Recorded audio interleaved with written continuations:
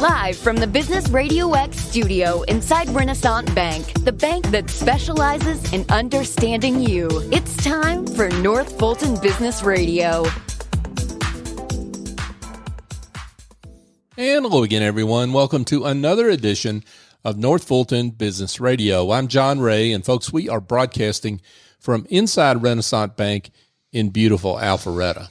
And speaking of Renaissance Bank, they just won yet another award. They were named one of the best banks in the world in the World's Best Banks 2022 report put out by Forbes. Now, that follows, it seems like, awards year after year. They won Forbes magazine Best Bank in Georgia for 2020 and 2021. They won Time Magazine's Money.com Best Bank in the South for 2019. I could keep going. The point is, you ought to come check out why these awards are being given. I know myself, I think part of it is they're just a deal. With the size that they are, they deliver their services in a personal way. And I think that shines through in everything they do. So if you'd like to know more, go to renaissancebank.com and check them out. I think you'll be glad you did. Renaissance Bank, understanding you, member FDIC. And now I want to welcome Cary Matthews. Cary is with Opal Partners Group. Cary, welcome. Good morning, John. Hey, great to have you back. You're a return guest. We always love our return guests. So it's always good to see you, and I love the opportunity to talk with you again. Yeah, thank you. So for those that don't know the work you do, let's fill them in. How are you serving folks out there? Sure thing. I am a fractional chief operations officer, and a lot of people may not know what that is, John. I think they're familiar with a fractional CFO and other type things. But in general, anytime you have a fractional executive, we're giving C-level services on a part-time basis to small businesses. I happen to focus on the operations side, and operations can really mean different things to everybody. If you ask them, they'll all tell you a different answer, and they're probably all right at some level. I tend to focus on more strategic planning and operational excellence. It can be anything from process improvement to working with how you're structured, driving accountability, any of those types of things. You know, we were talking about this before we came on the air. I think folks understand fractional CFO. They understand and they don't even need to know what CFO means, right? Because they already know.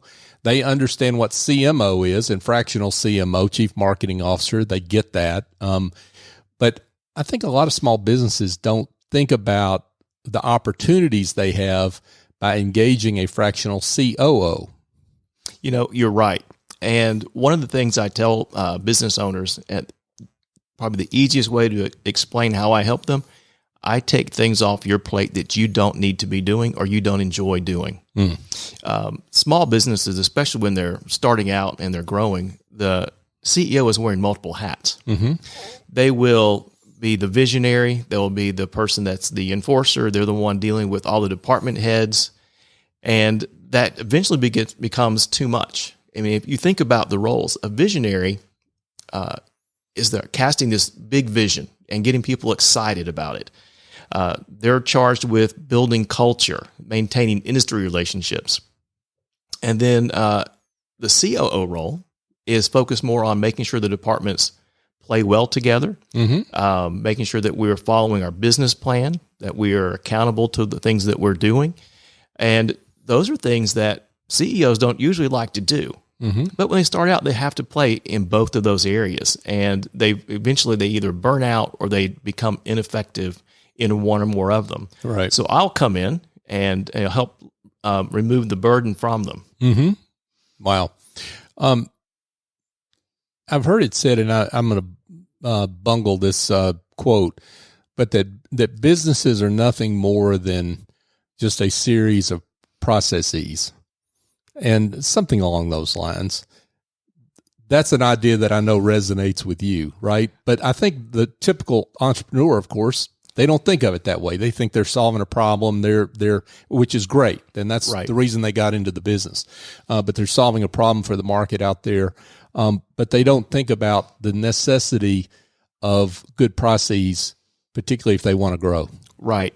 I break every business down into 7 business areas. I don't care what you do. You're going to have some level of executive leadership. You're going to have a finance. You're going to have HR, IT, sales, production. And the one thing everybody misses is business preparedness. And that's making sure you have everything you need to protect the business, whether it's contractually, whether it's the oh crap moment. If you remember, years ago, I-85 caught on fire, and who would have planned for that? Right. Or, we have a pandemic that changes how you do work, and you have to have some things in place to, how do you deal with the unexpected? You can't plan for everything, but you can plan for some things. So I look at all of those 7 business areas for every business, and there are strategic and operational issues that you need to do for each one. There's some planning and there's some execution and some preparedness for each one of those things. So let's talk about some of those things. And maybe but before we do that, I'm sure some folks are thinking, well, hey, I mean, nobody could predict it, as you admit. I mean, nobody can predict, a fire on 85 that causes a bridge to collapse. But that's really not the point. The point is building resiliency in the business, right? For whatever happens. Absolutely, because there are other risks as well. There are market risk. You could have significant amount of business with one customer, and that's not good if that customer decides to change, or if you have one product or service and you have changing technology that's going to, somebody's better, stronger, faster is going to come into your marketplace, and you have to be able to pivot. So there's some long-term planning that goes with that. In addition, there are things that do happen that you have to think about. If you have a warehouse, if you have an office, if you can't get to that, and that's why I always bring up the I-85 fire. Sure. How do you pivot? What do you need to do in the middle of the night when you get the phone call? Hey, something happened to your building. Instead of trying to figure that out at 3 a.m. and start panicking, to go through the process of documenting, okay, if we can't get to our office, we need to contact these people. We need to reach out to this insurance agent. Here's our landlord. Here's, we need to change the mail. We make sure we get our checks coming in if they're still being mailed. You can run through a checklist of things like that. You can also just do planning. If you were to suddenly have opportunity and you're going to grow 20% this year, what's your hiring plan? Who are you going to staff? Do you have somewhere to put them? Do you have the capital to support that revenue growth?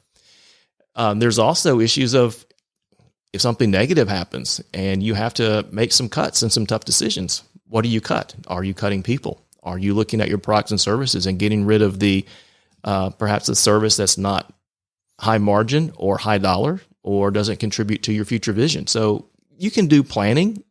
I think it was Dwight Eisenhower said that the plan is nothing, but planning is everything. Yeah, right.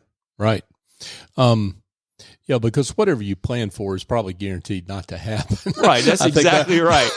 I think if you plan for something specific, but again, it's just giving your organization resiliency and a little flexibility, maybe is another word. That's right. And I think he said that in the context of coming out of World War II. He was a general, and you have to plan what's going on, but you don't know what the other side's going to do. But if you've planned, you know what you're good at, you know what you're not good at, you know what resources you have available, and you can then pivot when you need to.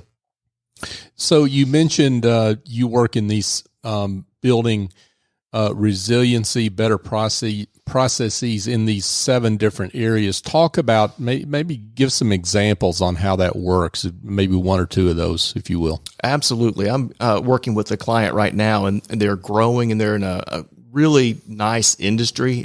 It combines finance and technology. So it's a really great space for them to be in right now. But they have some challenges. The marketplace for staff right now, everybody competing for the same people. You have changing demands in terms of people wanting to work from home or hybrid schedules or flexible work weeks. You've got changing pay. You've got compensation issues to make sure you're driving the right type of results that you want to see. And sometimes small businesses just don't know what they don't know. This particular client has been making changes to their benefits and how they how they're approaching the marketplace. And we've really spent some time focusing on what does a comprehensive staffing plan and compensation plan need to look like. In addition to that, they are hiring people in multiple states. Well, every state has different laws related to overtime, paid time off, unemployment. We have to make sure we're compliant with all of those things. We also have to teach the managers how to manage when they're not walking around in the same office. When I was working full-time before I went out on my own, I believed in management by walking around. I would make a point 2 or 3 times a day to get up, walk around, see who I bumped into, talk to them about whatever was on their mind or whatever happened to see going on. You can still do that remotely and virtually, but you have to be very intentional about it. And whether it's... Well, let me stop you there. Say how that is, because I bet you there's somebody just like me out there that says, how do you do that? Well, if you can't do it physically. Think about it. When you get up and walk around, what do? You see who's there and you run into somebody and you start talking to them for a few minutes about what they're working on or whatever else happens. You can do the same thing. You and I mentioned earlier that you use Slack and people use Teams or they use instant messaging or whatever technology they've chosen. You can drop a quick note, say, hey, I was just thinking about you. How's your day going? What's going on? What are you working on? And you can ask those questions. The key is the manager has to be very intentional about doing that. So you convert management by walking around to management by instant messaging or whatever it is. So you can still engage in that free form conversation outside of meetings. Yeah. I've seen some different businesses be very successful with doing team lunches via Zoom. They will, really? Yeah. They will send a lunch kit to everybody. Oh, same lunch to everybody. Have lunch delivered to everybody remotely, and they all get on the camera and they talk while they eat. So it's just like doing a team lunch. Right.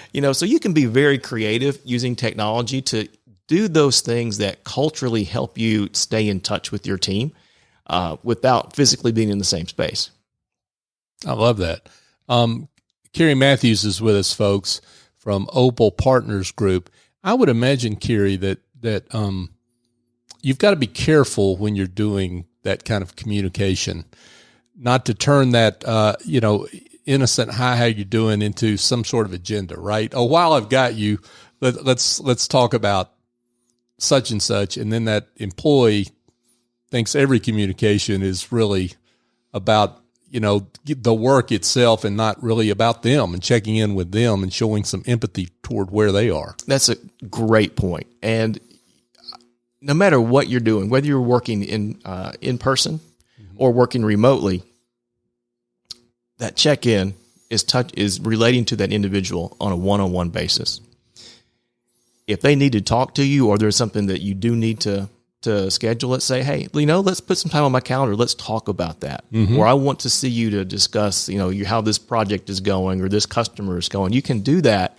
But not do it in the moment. You don't want people to be afraid. Oh, here comes so and so instant messaging me again, and they're away. All of a sudden they change their status to away or in a meeting. Right. So you want to make sure that you are engaging on a personal level. And again, whether you're working in person or in a distributed remote manner, you should have regular check-ins with your team, whether it's team meetings or one-on-ones, to talk about those types of things. So they get out in the open and they're discussed on a regular basis, and they're not surprised by you dropping in. Yeah, for sure. I can see how you are the entrepreneur's best friend when you say you're going to take things off their plate they don't really want to do. Yet entrepreneurs sometimes have trouble with change, not for outside the business and growing the business, but just inside and how things run every day inside the business, right? How do you deal with that? Usually, if someone's engaged me, they know something needs to change. They may not know. They've had it, huh? They may not know what it is, and they may think it's everybody else needs to change. Yeah. But they know at some level that things aren't going as well as they should be. Or things are going great, but they can't sustain what they're doing because they're burning out, they're getting tired. And there's really 2 approaches to change that I hear. Some people don't like change, and I think that's not exactly correct. They like change, they don't initiate. There you go. I like that distinction. People like change if they're making the change. They don't like if somebody else makes it. That's right. But the other issue is some people just thrive on change, or they're trying to solve so many problems they introduce too much change, and that becomes a big issue to deal with. Then how much is too much? I mean, how do you keep the tenor of the organization where it ought to be from a change perspective, and not overwhelm folks or not go too slow? There are a couple of things I look at when people are introducing change. One, and I hear this a lot, is that we've been solving these problems. We had an initiative to fix this. We had a project to do this. We changed that, but there's no follow through. So they spend a lot of time and effort, or even capital, to invest in new systems, new processes, new policies, but no one is responsible for making sure those things are implemented. That was a waste of their time and effort to do that. If you start seeing too many changes, you'll have chaos. The team can't keep up. One of the things that people have to remember when you introduce change, if you think about what a check mark looks like, as you go from left to right, it drops down before it goes up. When you introduce change, you see the same thing. So if you're at your starting point, when you introduce change, you're going to have a reduction in efficiency while people learn the new process or the new system or the new tool. You're also going to have maybe a dip in profitability because you're working a little bit slower, you're investing capital. Eventually, it's going to turn out to be positive. You start doing too many changes at once, the time for that cumulative effect to turn positive gets longer and longer and longer. So your people have lost focus. There's some confusion. There's less loss of efficiencies. When you start seeing people not be able to keep up with all the changes or identify what all the changes are, what their new processes are, you've probably had your foot on the gas too long. I read, in fact, I'm going to do a post on this at some point. Not with the same conclusion, but it applies here. I read a long time ago, Seth Godin said that puppies grow up to be dogs. And the problem is people don't get that in business, that cute little thing you've added, that new process or that new enhancement, product enhancement, service enhancement, whatever it is. It feels nice at the time, but it grows up to be a dog, and it's nice and cute and so forth, but it grows up to be a dog you have to take care of. And so I can imagine how you really help business owners sift through whether they ought to get that puppy or not, or which puppy they ought to get. Identifying the changes you need to make really is a large part of what I do, because most business owners, they have 1,000 ideas a day. And to be honest, not all of them are great. Come on. You have to sift through and figure out which ones are going to have the biggest impact. Right. Yeah. I've heard this said many times. Steve Jobs was very pleased that you could put every single product that Apple made on a table. And he said, we throw away great ideas every day to pursue only the best. And it's really the same thing. You're looking at making improvements to the business, whether you're trying to become more profitable, grow, add new products or services, you have to make tough decisions. So part of my job is helping identify what's going to have the biggest impact to help us get us towards our short and long-term goals. And then that's a team effort. I don't have all the answers. I help facilitate the team in bringing in their expertise, whether it's sales or marketing or operations or accounting, together so we can all talk about where we really need to be going, where we want to land, whether it's 6, 12, 24 months down the road, and what's going to move us fastest and most profitably to that goal. So, Cary, let's talk about specifically how you work with clients. And maybe we can start that by you talking about the kinds of clients you work with, whether that's size of company, industry. Are there particular niches that you work in? I have worked with everybody from food food distributors to cattle farms to real estate companies. The industry is not nearly as important. I find that most small businesses have the same issues, and a lot of them revolve around capacity and people. So we always tackle those types of issues no matter who I work with.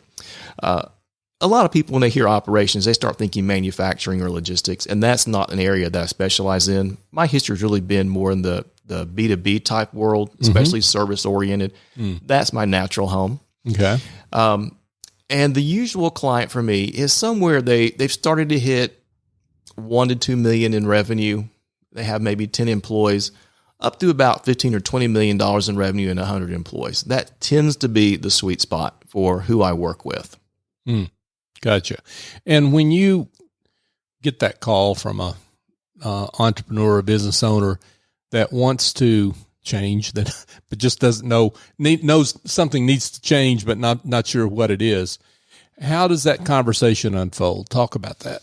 Every one of them starts off a little bit differently. Some know they want to offload certain things, like I'm too busy, I need someone to take care of X for me.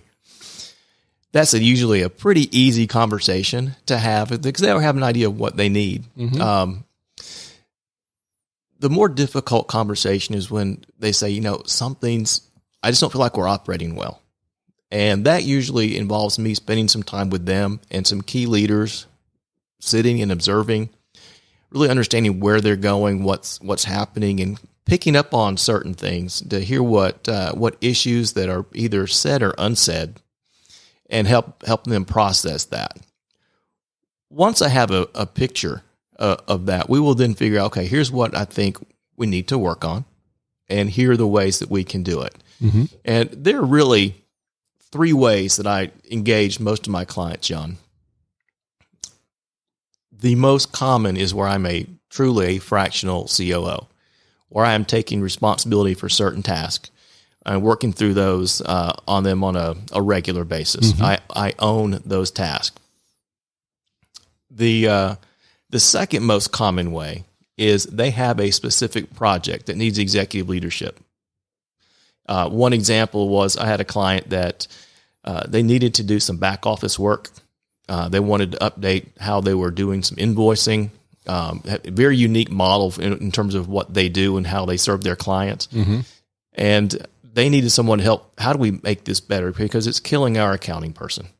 So I wrote the business requirements after interviewing the accounting team and the executives, wrote the business requirements, helped them find and identify vendors here in Atlanta that could specialize in that type of work, help them select one, and then I project managed the implementation of that project for them. So I was really running a project for them at executive level. And that's not an uncommon way for me to engage with clients either. And one that I've had start to pop up more and more, and it's sort of a new area for me, is mentoring people who are sort of new to operations management. Someone who kind of grew up in the business, they're now, they're charged with managing 2 or 3 people or an operations department. And I'll come in and just be sort of the mentor, work with them on a regular basis, maybe once a week. Spend some time asking about how they're doing, what are they struggling with, what are they working on, helping them do some planning, identify things they might be able to learn or do better, and brainstorming with them, whatever they need, just be a resource to them to help them, feel comfortable in their new role. Sure. And so you're in terms of length of engagements, it could range from something that's limited in term, as long as the project lasts, however long that is, right, to something that's more or less perpetual. If you're essentially the day-to-day outsourced or fractional COO. You're exactly right. What I call a project usually is time bound with a very specific deliverable. It could be a couple months, it could be several months. But most of my engagements there is no end date. We work with the business as long as the business needs it. And I know that eventually, if we're doing the right things, they're going to grow to the point where they need a full-time COO, and that's why I help them get there. I bridged that gap from needing somebody part-time to getting to the point where they need somebody full-time, and help them identify what that role can do and will look like. So one thing you mentioned, you did mention the idea of getting an entrepreneur getting things off their plate. I would think you're an essential element in something even bigger than that for the typical entrepreneur, which is getting that entrepreneur to a point where the business runs without them. And where I'm going with that, of course, is exit planning for an exit down the road. And part of that, essential element of that is showing a buyer of that business that they can come in and take over that business, and that the presence of that founder is not needed. You are 100% correct. One of the surprises that business owners have is that you need to start planning your exit years in advance. It's not something you decide in March and then you're done in October. That just doesn't happen usually. Right. But helping them identify the things they can do to make their business more attractive, and that means removing the business's dependence upon them, is a huge factor. And this is going to increase your valuation as well. If it shows that it can run without the founder being there, right? Huge increase in the potential multiple that you're going to get for that business. But also shows we have processes that are documented. We have a standard way of doing things. We've optimized. We don't have a lot of waste. Looking at opportunities for recurring business, monthly repetitive billing that shows steady income rather than everything being single transactions or one-offs. Things like that people intuitively know, but they don't really think about. Like, how can we convert what we're doing to a recurring revenue model that makes us more attractive? Got it. Cary, I would love it as we kind of wrap up the show, if you could share maybe a success story. And I know you can't mention names specifically, but if you could share a success story that's illustrative of the transformative work you can do. I like kind of be modest here. Well, we're not into modesty here, Cary, so just let her fly. A couple of things really stand out in my mind. I had a business owner here in Atlanta, and he was trying to be a COO. He was trying to be a CEO. He had some younger team members, and he was putting out fires every day. Also trying to decide, do I keep the business? Do I sell the business? I have opportunities. Do I expand into other areas? And my role for him, I came in and we had a weekly meeting with the key leaders and himself to make sure we're all on the same page.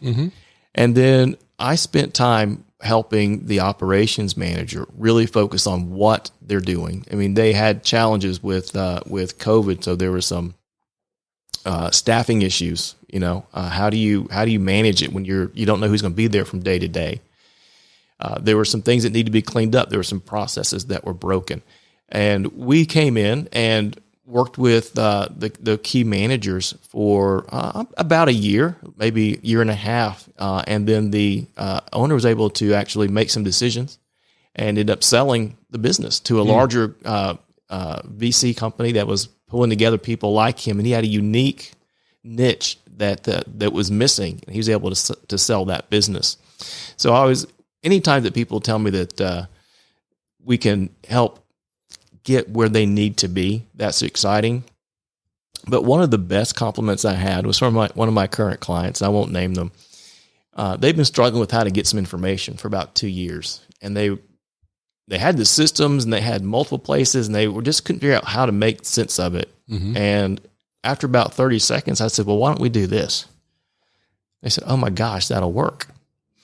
And I think a few days later, we were just going around the table talking about what was on our minds, what was going on. And one of the owners said, you make things simple.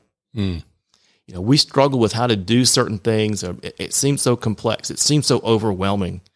And you come in, you just add some simplicity and some clarity, and you really help us focus on what we need. And when I hear that, it makes my day. Yeah. Wow. Tremendous work here, folks, from Cary Matthews. He is with Opal Partners Group. Wow, Cary, this has been awesome. And congratulations on the tremendous work you have done and continue to do. For those that would like to be in touch and would like to know more, let's get them directions. How can they do that? Absolutely, John. Well, my home on the web is opalpg.com. That's OPALPG.com. And there's a contact form that can reach out to me. I'm also on LinkedIn, both under the Opal Partners Group and as well as Cary Matthews on LinkedIn. Awesome. Cary Matthews, folks, Opal Partners Group. Cary, this has been fun and informative. A great combination. Thanks so much for coming on. Thank you so much for having me again, John. It's always a pleasure. Absolutely. Hey, folks, just a quick reminder. If you're looking for a different way to do corporate team building, one that does not involve sprained ankles and broken bones, here's a shot for you. A&S Culinary Concepts. They do corporate team building inside their award-winning culinary studio. And if it involves food, I'm there, and I think you should be there too. Andrew Traub and his team do great work. They are fantastic, and I've been over there many times, and I think you should check them out. Go to asculinaryconcepts.com, and you can check out not only their team building work, but they do, of course, corporate catering, and they've got Big Green Egg boot camps, which are unique. So go to their website and check them out, or just give Andrew a call, 678-336-9196, and tell him we sent you. And just a quick reminder, folks, as we wrap up the show, North Fulton Business Radio, we're coming up on show number 450, something like that. And we are here to celebrate business in and around the North Fulton region. We can't do that fully without your help. And all we need you to do is share the show.